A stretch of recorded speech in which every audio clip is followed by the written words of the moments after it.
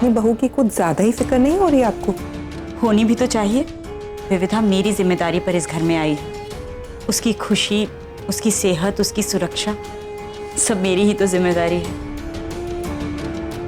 कभी कभी दिल के साथ साथ दिमाग भी हमारे साथ खेल खेलता है। जो कुछ भी हो रहा है वो हमें दिखता जरूर है, लेकिन समझ में नहीं आता। मतलब? सिर्फ इतना कि आपको लगता है इस घर में सब कुछ गलत हो रहा है, विविधा हमेशा टेंशन में रहती है, आपको ऐसे महसूस होता है कि रवीश और उसके बीच सब कुछ ठीक नहीं है। कहीं ऐसा तो नहीं कि अंदर ही अंदर आप चाहती हैं विविधा पागल हो जाए? मतलब जैसे आप कहती हैं कि आप अपनी शादी में कभी खुश नहीं थी, इसलिए आप अपने बेटे को खुश देखना चाहती हैं। ऐसा तो नहीं कि सबकॉन्शियसली आप चाहती हैं कि जैसे आप खुश नहीं थी वैसे ही आपकी बहू भी खुश ना रहे?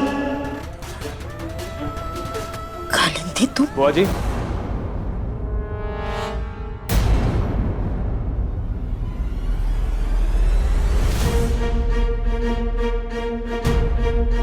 आप जानती हैं आप क्या बात कर रही हैं? बात करना तो बहुत दूर की बात है, आप माँ के बारे में इस तरह सोच भी कर सकती हैं? इतने सालों में आप माँ को बस इतना ही समझ पाई हैं? आपको दिखता नहीं है कि विविधा को लेकर माँ कितनी परेशान है और आप उन पर इस तरह के घटिया इल्जाम लगा रही हैं? रवीश,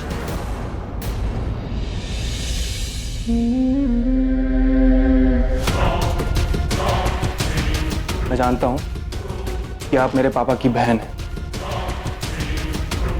और उस रिश्ते की मैं बहुत इज्जत करता हूं, दिल से करता हूं, लेकिन आप जिनसे बात कर रही हैं वो मेरी माँ है और अपनी माँ की बेइज्जती करने का हक मैंने आज तक कभी किसी को नहीं दिया। आज के बाद आप माँ से इज्जत से पेश आएंगे।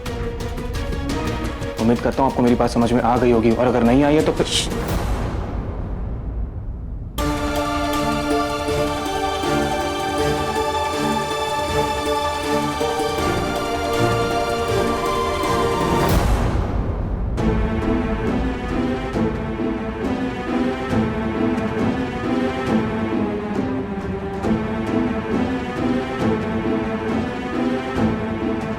मंदिर में मैं जब फेंट हुई तब मेरे सामने वहां कोई था। देखिए वहां कोई नहीं था। फिर झूठ। विविधा,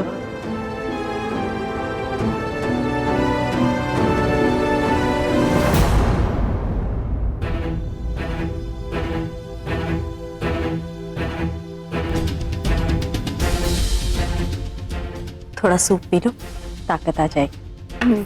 माँ, आप फिक्र मत कीजिए, मैं बिल्कुल ठीक हूँ और मैं डिनर करने के लिए नीचे आ जाऊंगी। कोई जरूरत नहीं है। कितनी कमजोर लग रही हो तुम। बार बार ऊपर नीचे आने की कोई जरूरत नहीं है। सूप में ले आई हूँ, डिनर भी थोड़ी देर में भिजवा दूंगी।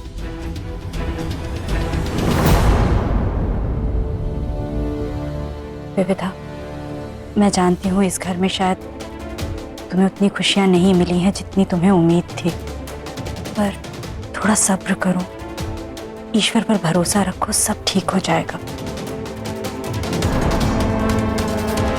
मैं तुमसे वादा करती हूँ, मैं तुम पर और रवीश पर कोई आंच नहीं आने दूंगी। मैं जानती हूँ माँ, आपके होते हुए हमें कुछ नहीं हो सकता।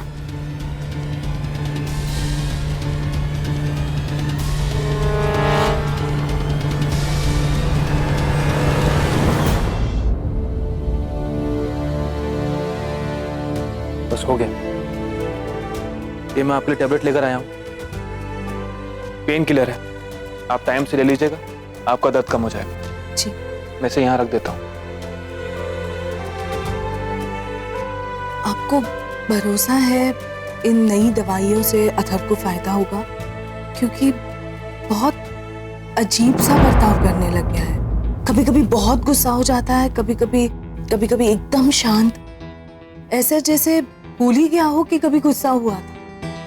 कुछ समझ में ही नहीं आता। देखिए, डॉक्टर पर तो भरोसा करना ही होगा। दवाइयाँ एकदम नहीं है, असर होने में वक्त तो लगेगा।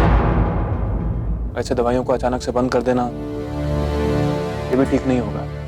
जी। मुझे लगता है कि कमरे को बाहर से ताला लगा देना चाहिए, सेफ रहेंगे।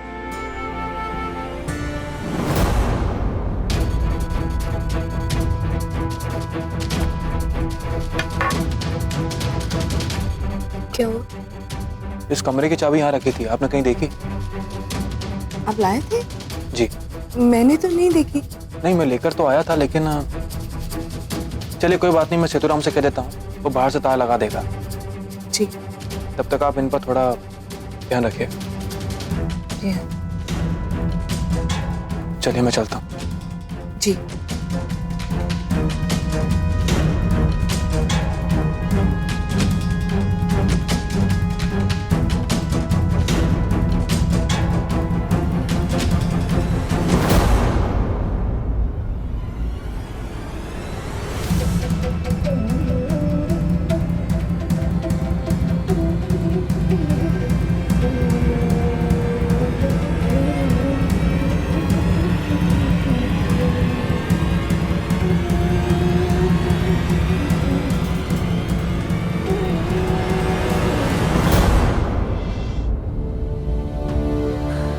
दिवाली की बाकी सारी तैयारियां तो हो गई, बस गिफ्ट्स बांटने बाकी हैं।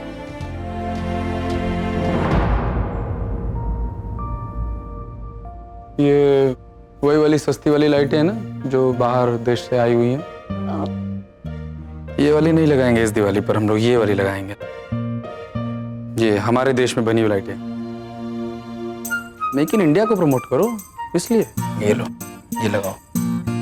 मैं ये यूज नहीं करने वाली, मैं तो यही यूज करूँ, तुम देखो। क्या हुआ, क्या हुआ? अरे क्या हुआ? कुछ नहीं मामी, सब ठीक ठाक है, कुछ नहीं हुआ। और कर लो, हाँ? कम से कम इस झटके के बाद में मेक इन इंडिया को प्रमोट करो, उसकी अहमियत समझो। तुम्हें कुछ हो जाता तो मैं तो दोबारा से बैचलर हो जाता है ना। शट अप देखो। अरे कालिंदी, तुम्हारे हाथ को क्या हुआ? चोट लग गई भाभी, लेकिन यहाँ क्या चल रहा है? कुछ नहीं, ये इलेक्ट्रिक लीक है, तो जब तक ये सब कुछ आकर के इलेक्ट्रिशियन ठीक नहीं कर देता तब तक सारे प्लग्स को यूज करना ठीक नहीं है, खतरनाक हो सकता है। विपुल, जल्दी से इलेक्ट्रिशियन को बुलवाकर ये ठीक करवा लेना। कल दिवाली है और दिवाली वाले दिन घर में अंधेरा नहीं होना चाहिए। हाँ बिल्कुल। घर के अंधेरों की सबको कितनी फिक्र है, लेकिन दिल के अंधेरों के बारे में कोई नहीं सोचता। तुम मुझे सुना रही हो? ये नहीं सुमन भाभी, मैं तो बस ये कह रही हूँ कि दिवाली का मतलब होता है लोगों के दिलों में रोशनी पैदा करना। कुछ गलत कहा क्या? ज्यादा स्मार्ट बनने की कोशिश मत करो कालिंदी। मैं तुम्हारे इशारे भी समझती हूँ और तुम्हारे ताने भी, और तुम्हारे दिल का अंधेरा बिना सुने दिखाई देता है मुझे। अब अपनी जबान पर लगाम रखो और अपने काम से काम रखो, समझी?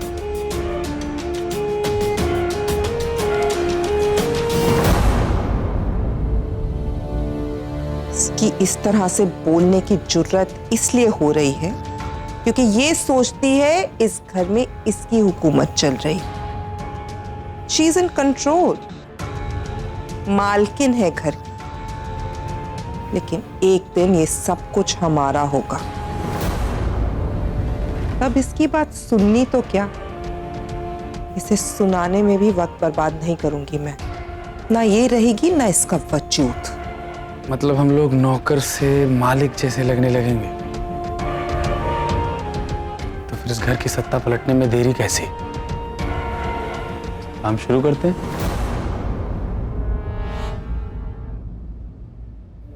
ये अड्डे की एक्स्ट्रा चाबी ओरिजिनल पता नहीं कहाँ रखी है। मैं हेडक्वार्टर जा रहा हूँ ट्रेनिंग और ब्रीफिंग के लिए। मेरा फोन ऑफ रहेगा, मैं कोई कॉल नहीं ले पाऊंगा।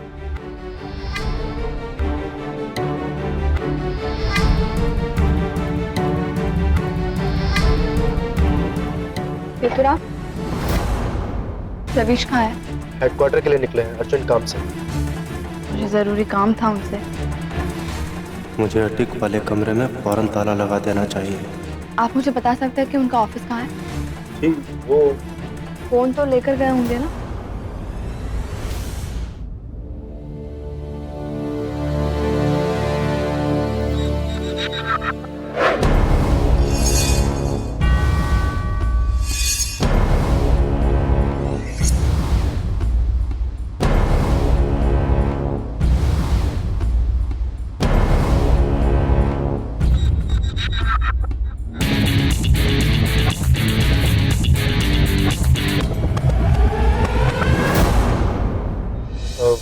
हेडक्वार्टर की ब्रीफिंग में होंगे, तो वहाँ पर फ़ोन बंद रहता है।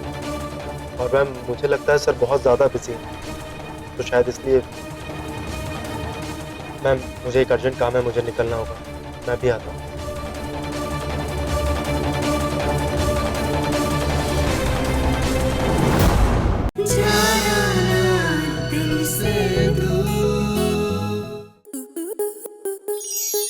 स्टार प्लस के ऐसे ही और बेहतरीन लम्हे देखने के लिए सब्सक्राइब करें हमारे YouTube चैनल को।